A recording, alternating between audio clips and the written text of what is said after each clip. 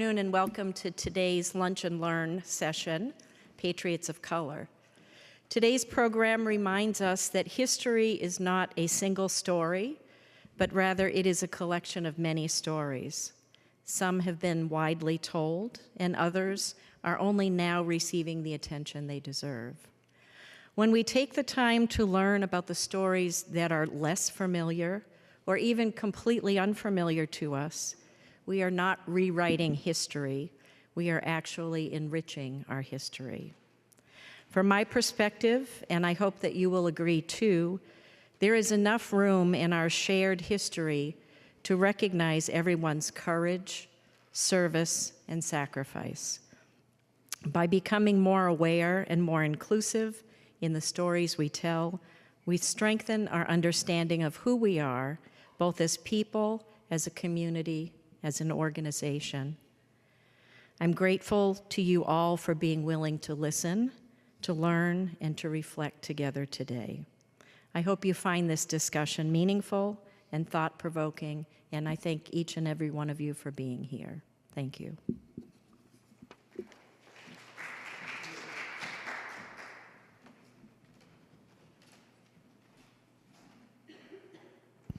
Good afternoon.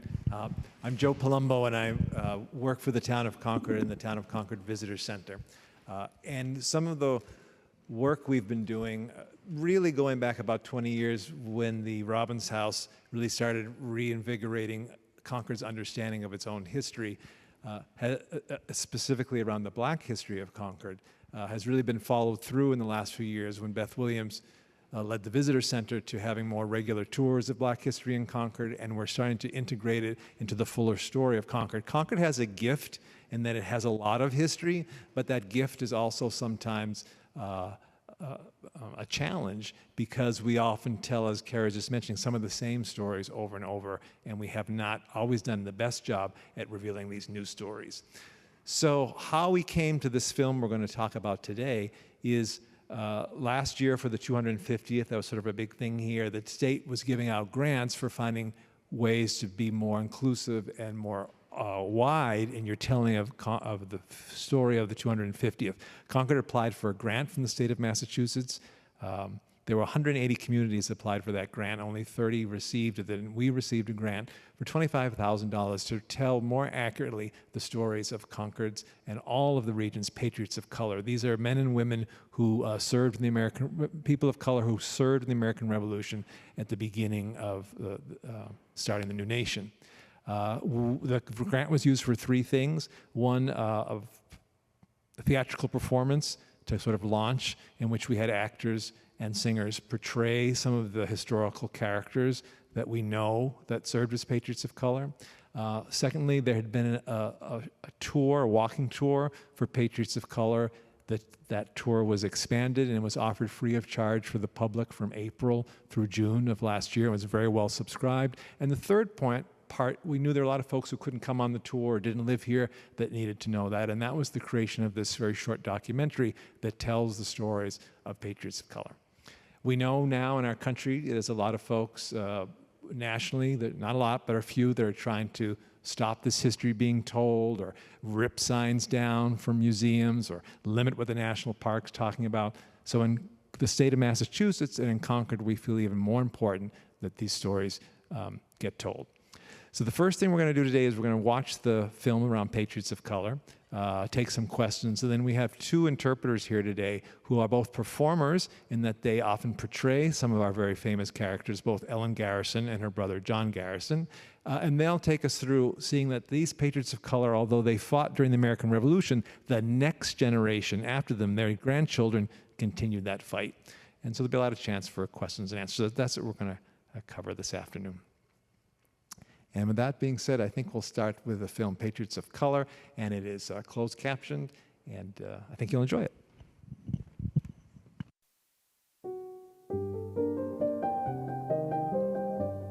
This simple, iconic bridge serves as a gateway to our story, a story of the fight for freedom and the unsung heroes, patriots of color who played a vital role. On April 19, 1775, the shot heard around the world was fired right here at this bridge. The bridge that stood then was already 15 years old, having been built in 1760 through the labor of both local townspeople and the enslaved individuals whose stolen labor helped to build it. Records show that Nathan and Timothy Billings were paid for several days of labor by their man, by some of it in the water. That service has actually been performed by men enslaved to them, and the pay was given to the Billings. When I place my hands on the rails of this bridge and think of the hands that built it, I'm reminded that this nation was forged through the labors and sacrifice of all people, free and enslaved. Revolutionary New England was a slave-holding society.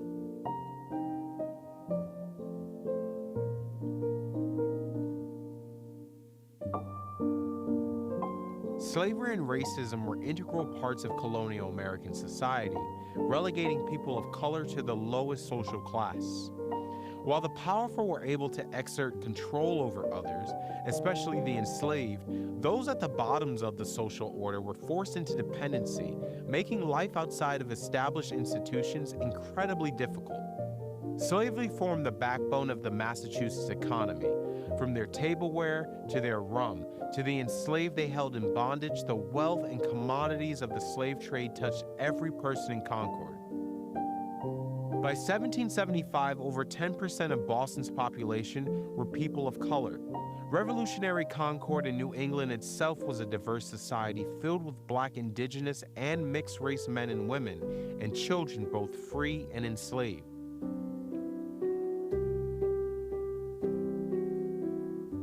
Massachusetts had actually been the first colony to authorize legal enslavement in 1641, so by the time of the battle here at Concord in 1775, the region's economy was deeply tied to enslavement.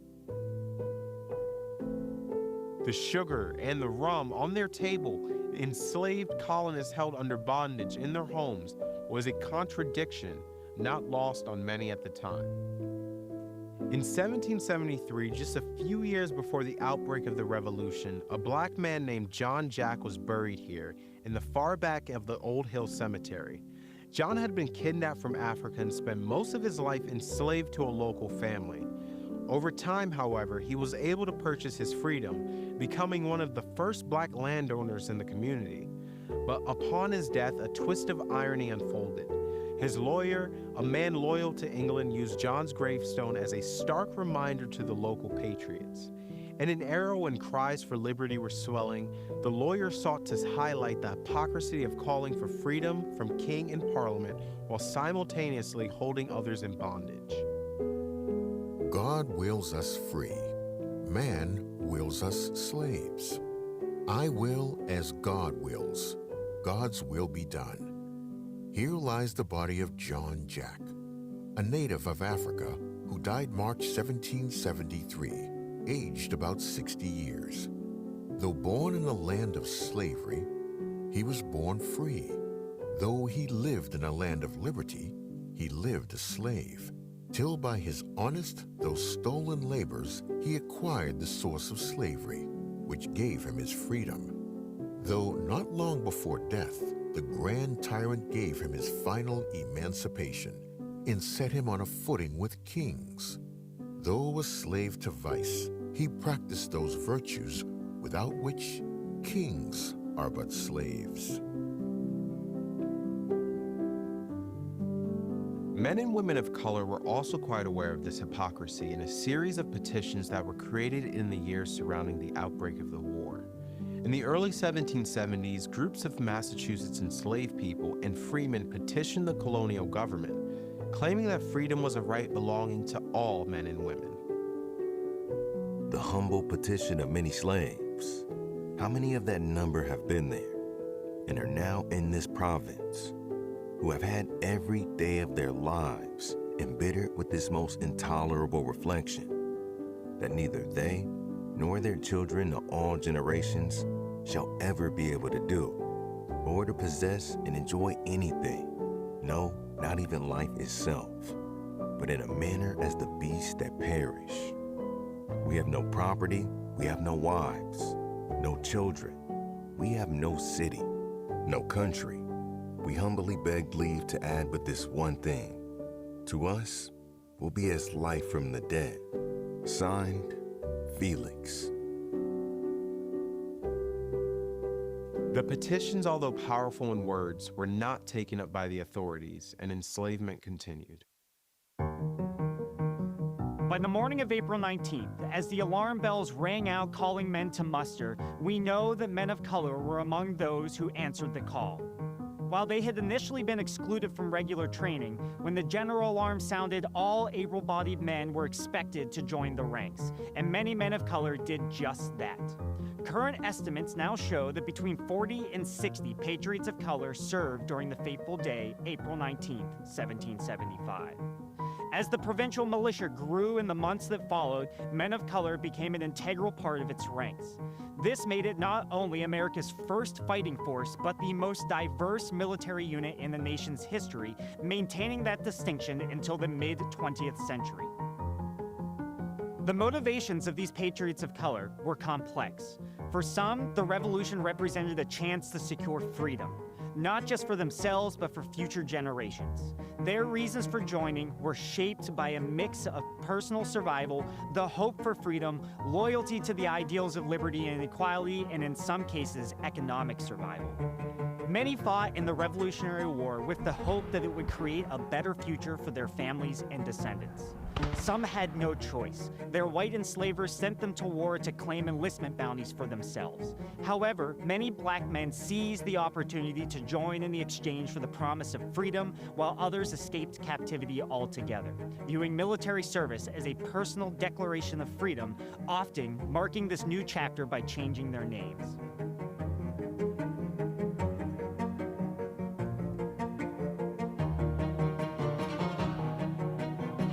By the summer of 1775, George Washington had assumed command of the Continental Army.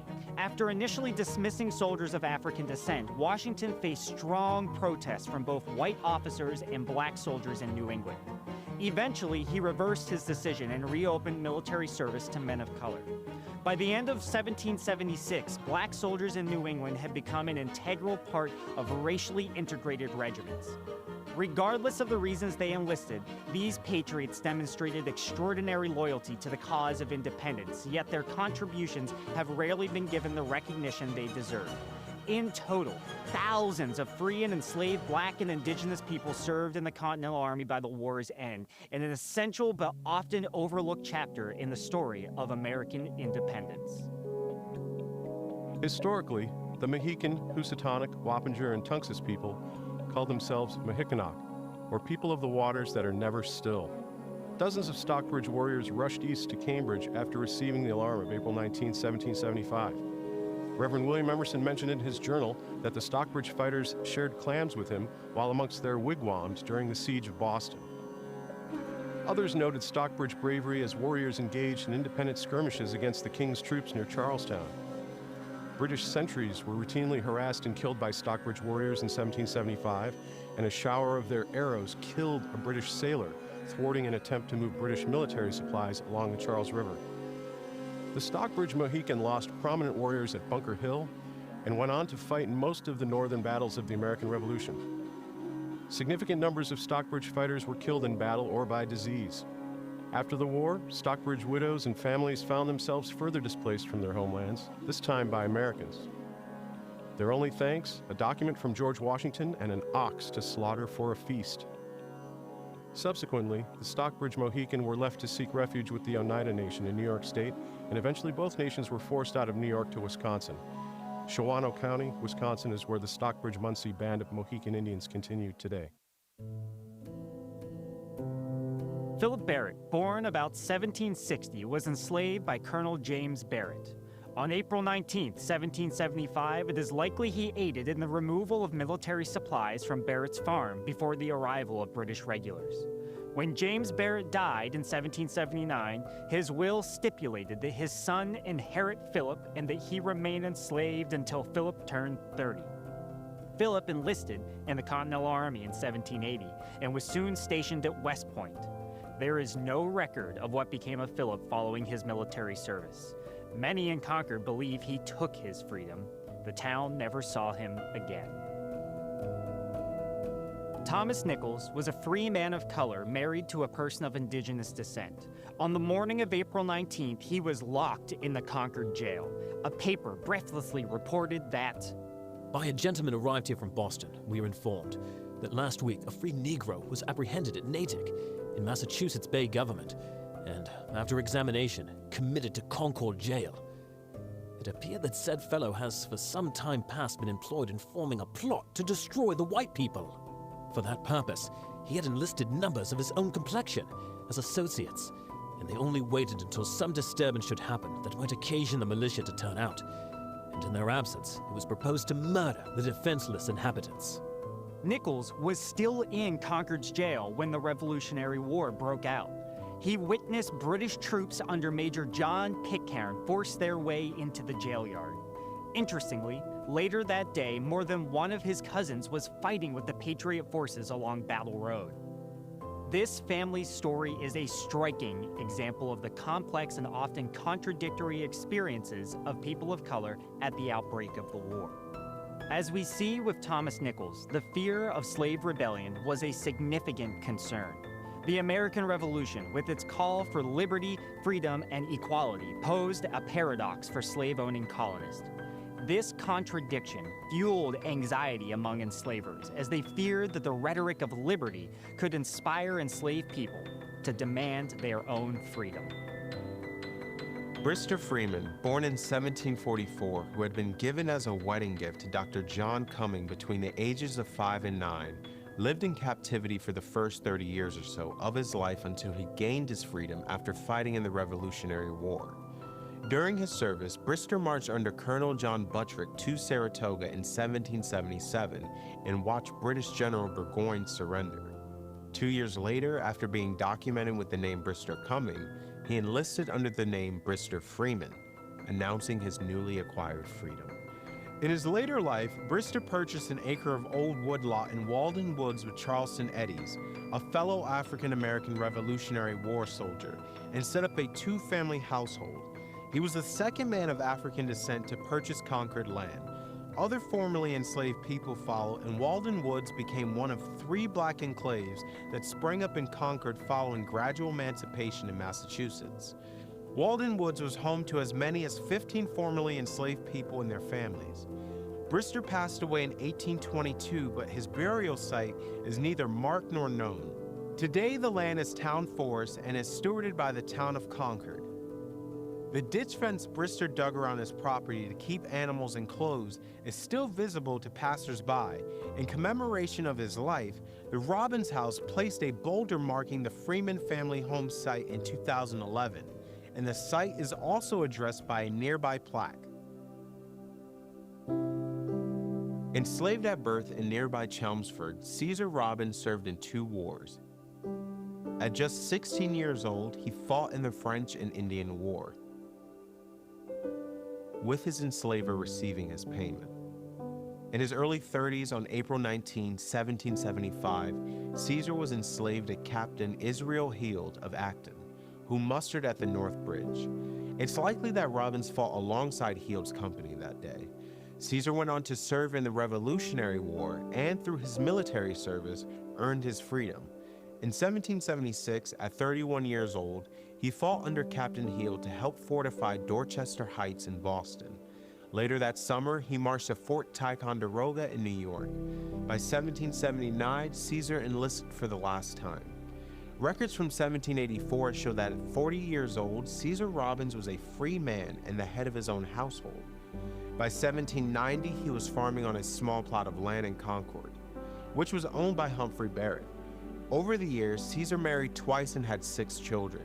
He died in 1822, and the following year, his son Peter purchased over 13 acres of land, including the home that would become the Robbins House. In 1823, Caesar's children Peter and Susan became the first residents of the house. This is the Robbins House. Though Caesar Robbins passed away before it was completed, this 544 square foot house, built in the early 1820s, was originally located on a secluded farm overlooking the Great Meadows along the Concord River. The first two families to live here were descendants of Caesar Robbins, a Revolutionary War patriot. In 1823, Caesar's daughter Susan, her husband Jack Garrison, and their children moved into the east side of the house. Caesar's granddaughter, Ellen Garrison, continued the fight for freedom that her grandfather had begun in the American Revolution. As a child, Ellen attended Concord Public Schools, where she was the only black student in her class. In 1835, she marched in the town parade, enduring the gaze of curiosity, surprise, ridicule, and admiration from the townspeople. After graduating, Ellen dedicated her life to education, teaching formerly enslaved people how to grow and prosper as free men and women. In a letter from June 1863, Ellen explained her motivation. I have a great desire to go and labor among the freed men of the South. I think it is our duty as a people to spend our lives trying to elevate our own race. Who can feel for us if we do not feel for ourselves? And who can feel the sympathy that we can, who are identified with them? My motto is educate, educate, educate. Almost a century before Rosa Parks, Ellen became one of the first African Americans to challenge the legality of segregation under the Civil Rights Act of 1866. She and another black teacher were forcibly removed from a whites-only waiting room in a Baltimore train station. Undeterred, she brought a lawsuit against the railroad officials who assaulted her, testing the new Civil Rights Act passed just a month earlier. Ellen's legal challenge was a precursor to Rosa Parks' iconic stand in 1955. Ellen herself believed she was striving to maintain my rights. It will be a stand for others. In this way, Ellen Garrison became a true American patriot, fighting for the expansion of freedom and democracy. In the 1880s, Ellen moved to Kansas, where she taught exodusters, African Americans who had fled the South to escape racial violence. Later, for health reasons, she moved west to Pasadena, California, where she lived with her husband and sister. She passed away on December 21, 1892, at the age of 69, and was buried at Mountain View Cemetery in Altadena. In 2025, Ellen Garrison was honored as the first person of color in nearly 400 years to have a public building named after them in Concord, with the opening of the Ellen Garrison Building at Concord Middle School. Here we are back at the bridge. By 1788, the bridge, built in the 1760s with the labor of enslaved people and fought over in 1775, was worn down and needed repairs. The townspeople once again gathered to fix it, but this time, two men, Caesar Robbins and Brister Freeman, were among those working on the project. These men, who had once been enslaved, were now free. They were paid for their work, and their money they earned was their own. This shift was part of a larger change in post-revolutionary Massachusetts, where formerly enslaved people were beginning to experience more freedom and independence.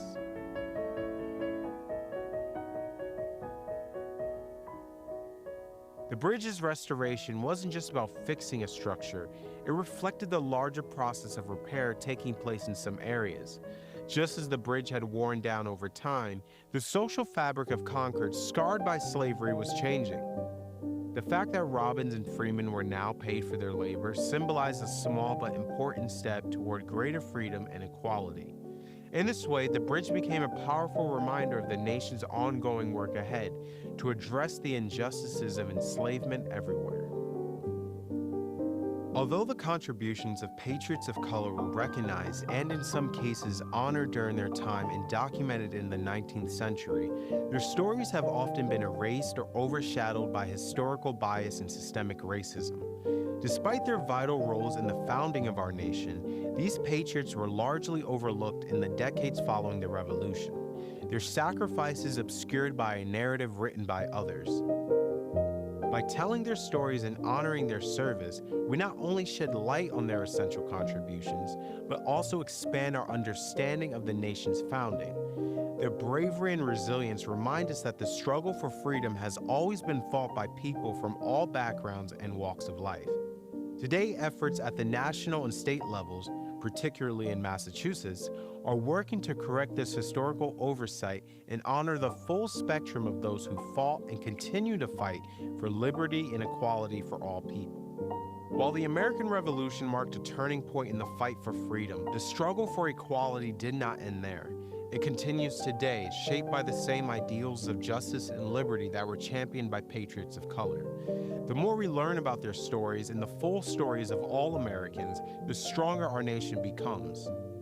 As we move forward, we each have the power to seek out and share these untold stories in our own communities, to honor the past and celebrate the contributions of all.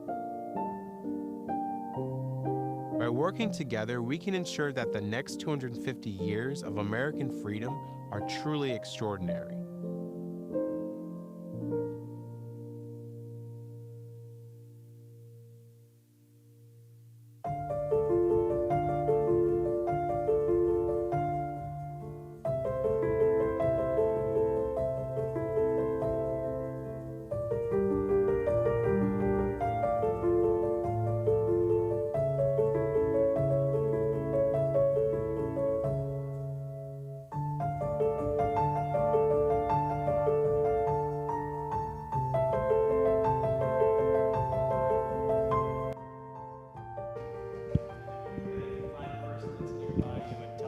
One or two things that jumped out at you from the film, and then we'll talk all together. And if there's no one nearby, you have to lean over. Something that was interesting, something you didn't know, something you were glad to hear, anything.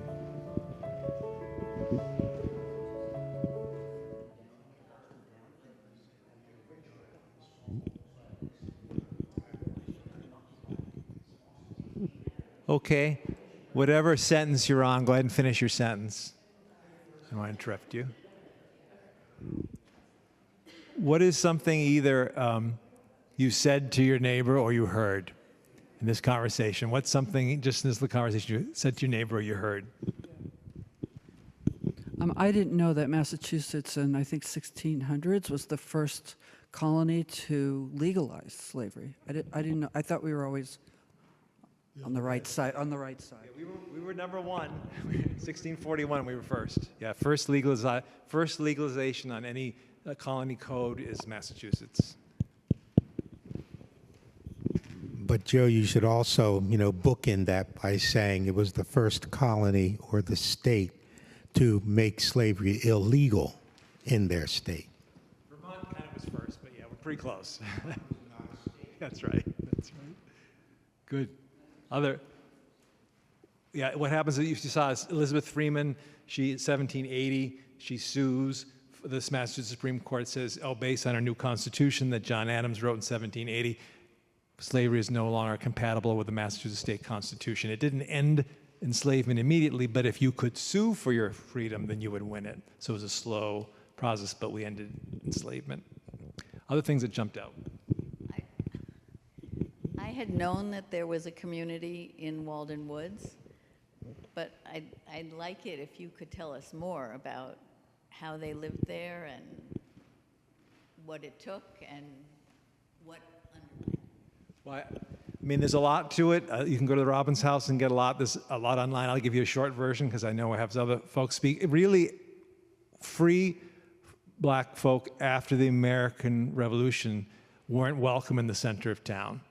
So there were enclaves where they were allowed to live. One of them was what we call the Great Fields, where the Robbins family lived, was now where the waste treatment plant is. Another was over in West Concord, where the Dugan family will reside, kind of near Madison Field and Jenny Dugan Road, White Pond area. And the third was near Walden Woods. And what was similar about both those three areas, they were sort of degraded agricultural land. They were good for woodlots, not very good for planting. Walden Woods to this day is very sandy, because the alluvial plain over there. So it was a place where they were allowed to live.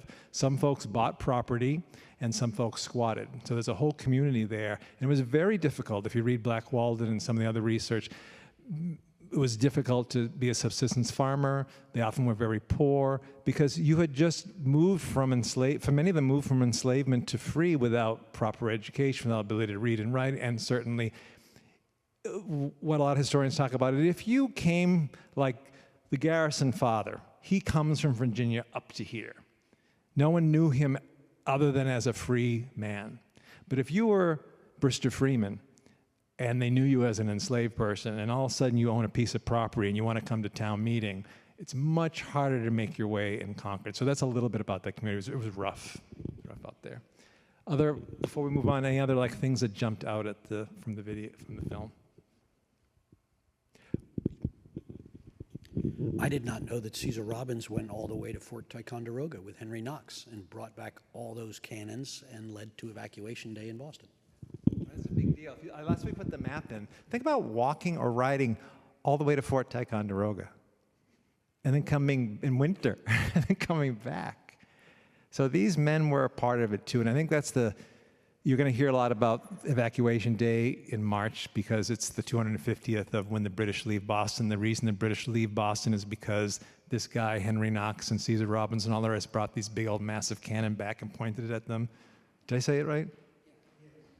Well, Caesar Robbins wasn't part of the military training in 1775, like the Knox artillery training to take out Ticonderoga then. But he did, when he enlisted in 1779, he did end up serving at Fort Ticonderoga. Got it. We don't know he was in the train. Got it. But he was at Dorchester House. So Yep. he was part of the group of people that fortified the cannon that Knox Brought back. from Ticonderoga to Dorchester House. Got it.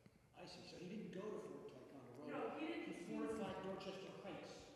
Yes, and then he eventually, in 1779, on his last military campaign, he Ah. ended up serving. So he goes to Fort Ticonderoga a different time.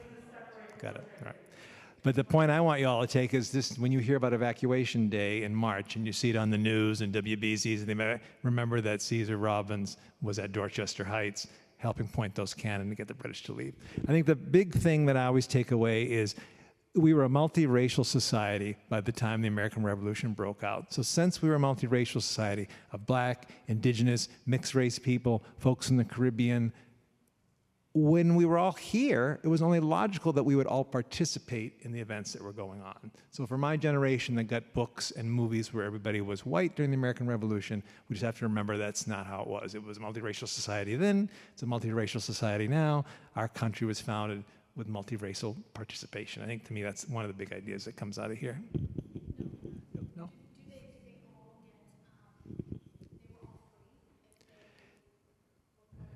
That's a good question. Were they all free? It depends, right? Sometimes you were enlisted because you happened to be a free person and you chose to enlist. Sometimes your enslaver said, "I'm been called up. I don't want to go, so you're going for me." So you could, if you were an enslaver, you could send your enslaved person in your place.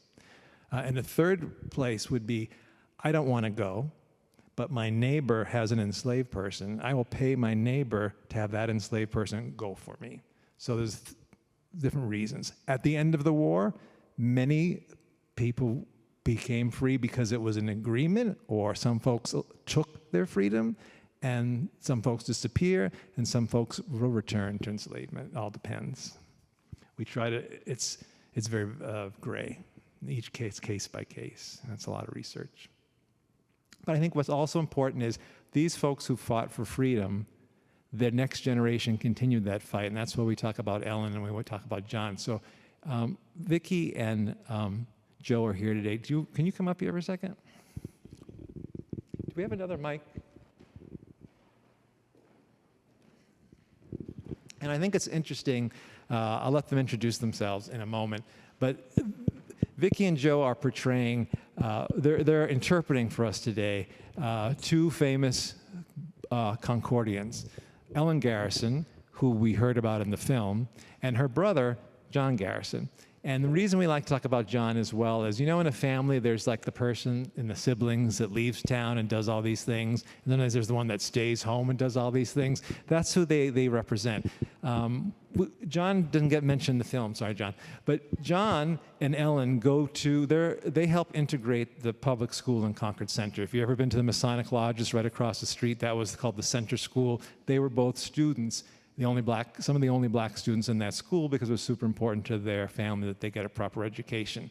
Ellen, as we saw in the film, goes off and does a bunch of things. John works in town in a lot of different aspects, and I'll let him talk about it. But most importantly, he's the superintendent of this very building we're in, the townhouse. He's the superintendent of this townhouse for 15 years, taking care of this place, making sure it's good, and having enough of a regular income and a salary that it's going to allow him to build a beautiful little house that still sits on Monument Street. So, Vicki, why don't you go first, talk a little bit about Ellen Garrison and some of the things that you've learned about her and what it feels like when you're called to portray her. I think you're going to be portraying her tomorrow at the Ellen Garrison Middle School. And then maybe Joe, you can talk a little bit about what you know about John Garrison, and then we'll take questions. I'll be quiet.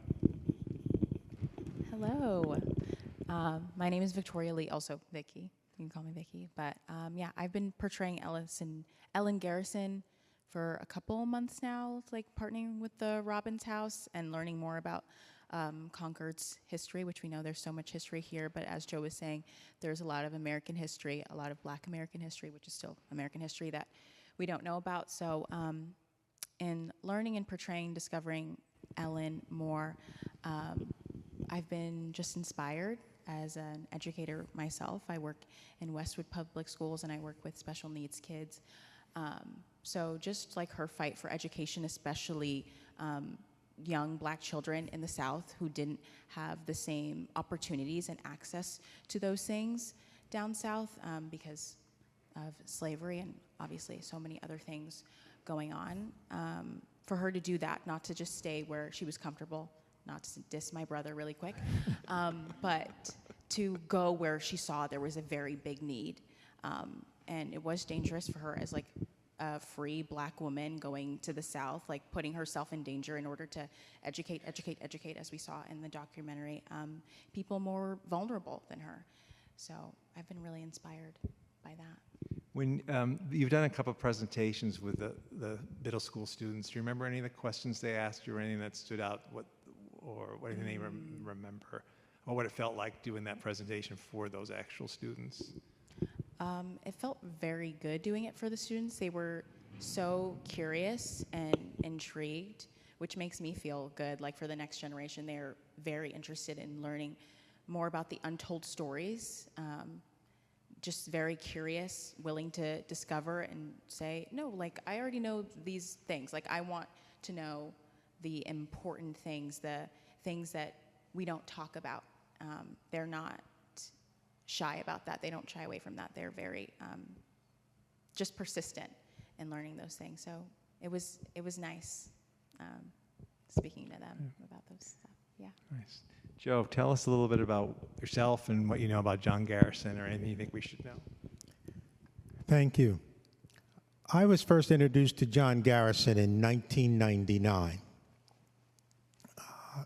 The town was putting on a commemoration of the fact that Concord had raised a company of volunteers to serve in the Civil War.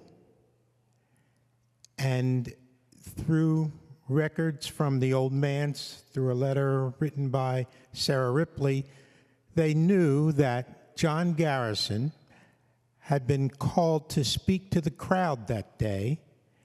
They didn't know what John Garrison said, but they knew from Sarah Ripley's letter that at the end of John's address to the crowd gave a grand huzzah.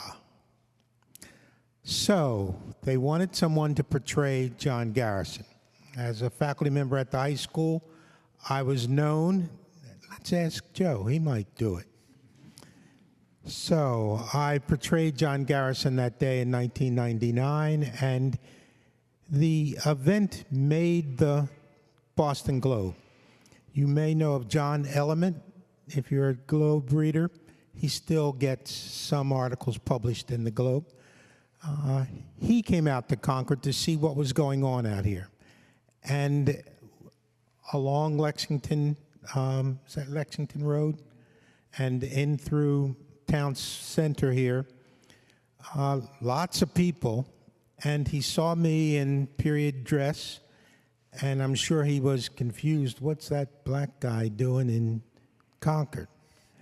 And he came up to me and asked me what was going on, and I told him, explained my role to him, and he took it to himself to write the article. The Boston Globe published it, and the next day it appeared, Joe Zellner did not know who John Garrison was, but he quickly learned. So my introduction to John Garrison goes back to 1999. My first thought was that he must be related to William Lloyd Garrison, a much better known abolitionist in Boston at that time, prior to the Civil War. But no, he wasn't related to William Lloyd Garrison, but he was related to Jack Garrison, his father. And Jack Garrison has a different history, but he has a history which intertwines with Concord history in that he will marry one of Concord's daughters, Susan Garrison. Caesar Robbins' daughter. Yes, the daughter of Caesar Robbins. So the Garrison family, Susan Robbins Garrison, will marry Jack Garrison. They will have several kids, and 5 live to adulthood and several die in infancy. But I'm getting my John and Jack mixed up, confused. But Jack Garrison, the character that, no, John Garrison, the character that I portray, Jack Garrison's son, is the resident here in town who will become the superintendent of the townhouse. My introduction to John goes back to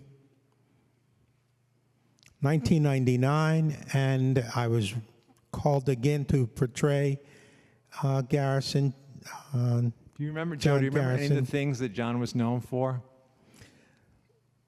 One of the things that intrigued me most, the Garrison family will lose the house that is now known as the Robbins house. They will lose that house to mortgage debt. I don't believe that it was mortgaged to a bank, but mortgaged to John Keyes. Keyes is the one who will either pay off the note if they did mortgage their house to a bank, but Keyes will end up with the house, and he will the one who will move the house from its original location. And it is my character, Jack Garrison. I'm still getting them mixed up. That's all right. The son, Junior, John Jr., and again, it confuses me when I think of John Kennedy and Jack Kennedy. People talk about those two people, and I don't know how John becomes Jack or what it is, but nonetheless, it was common even back in the 19th century. But the Garrison son will become the custodian, the superintendent. He will become the highway superintendent for the town for a time. He will serve many public service functions here in Concord, and that gives him a steady income, and he is able to establish himself as a tithing man at the church, and he will also be recognized for all of the services he performs here in town. Again, Ellen goes off and makes a name for herself, transcontinental, from Concord to the south to the Kansas West to the California West. And as Joe indicated, John Jr., Jack Jr., stays here in Concord and makes a name and a place for his family here in town. Yeah, what's neat is when Ellen would come home in the summers, we've got evidence of her coming back to John's house.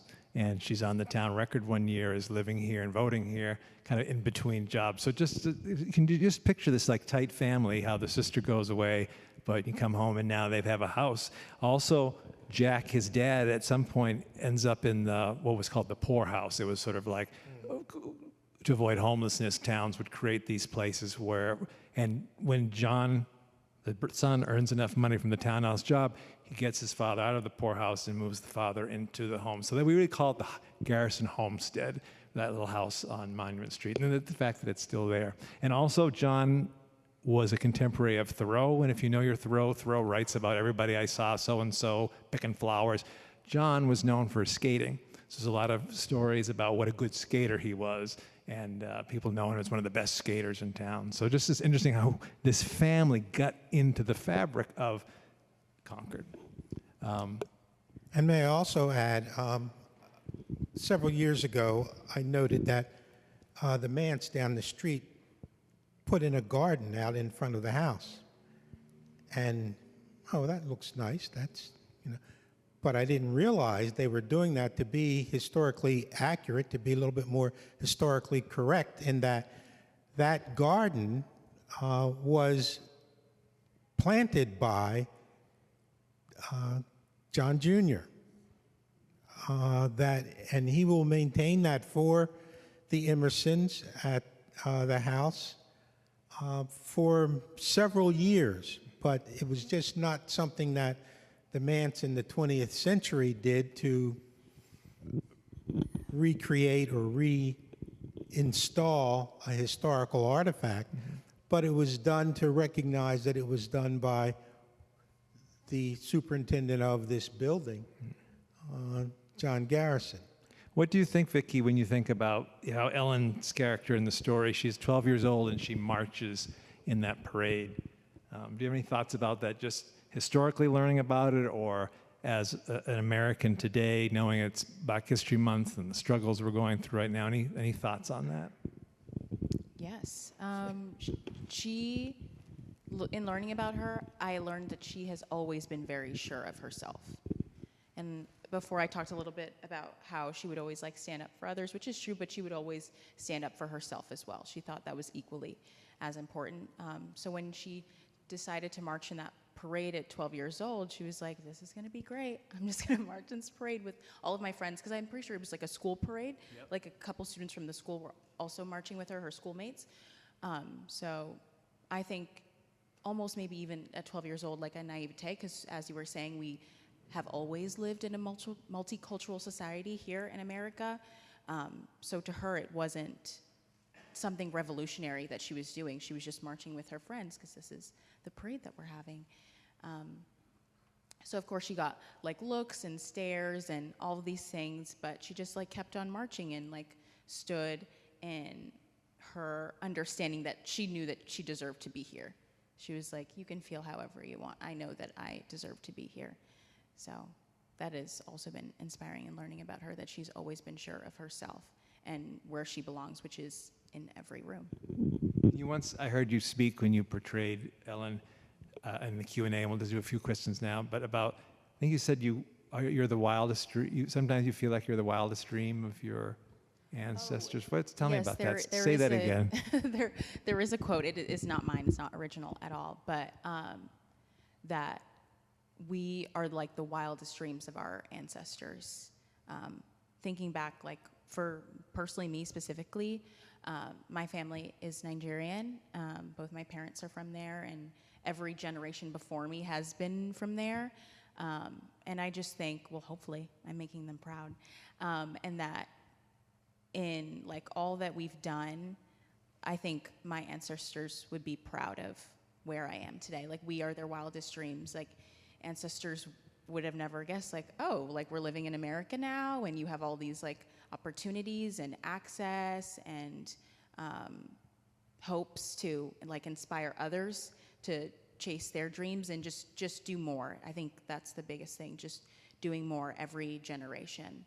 And I think your two characters represent that, because Caesar was fighting in the American Revolution as a patriot of color, and then 100 years, that's what this generation's doing, and then their kids, and then a generation today. So I'm talking too much. Any questions for me, the group, or any comments anyone in this group would like to make? Jen, did you want to say anything about what we're talking about today, or the Robbins House? Or? No, I just wanted to say what an amazing opportunity it is to talk about this type of history in Black History Month, and to take time to sort of think about the experiences of people like John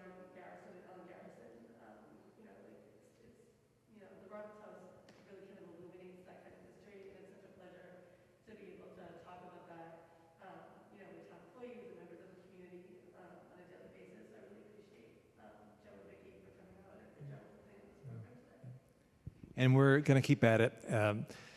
Two things are going on. One, there's Beth Williams and Jen and Mimi Graney were able to get a grant from the state of Massachusetts for a very small set of Black History Trail markers that we're just in the very beginning stages of. So some of these spots that we talk about today right now don't have any markers. You'd never know if you wandered by them. Trying to get Black history more public in the town, so you may be hearing more about that. We're going through regulatory approvals and whatnot, but eventually we'll end up at the select board sometime this spring. And also, Donna and I and Carrie did some work trying to take John Garrison's story and create some kind of visual in the townhouse, which we've got a draft of, but it still needs to get further. But hopefully someday when people come to townhouse meetings, they'll get to learn a little about John, because this is where he worked. And we have like the check, his paycheck, signed by Ephraim Wales Bull. And if you're a Concord person, you know he's the great guy. He was the chair of the select board. And we actually have a copy in the library of the check that he got paid for his year's salary. So there's like real evidence. It's kind of a neat thing, we hope. So we hope in a year we'll keep seeing more. So thank you, Victoria, and thank you, Joe, for spending some time with us today. And feel free to talk and have questions. And thank you all for coming out this afternoon, and hope we were able to spark a little joy at the end of Black History Month. Thank you, Magnolia and team, for organizing.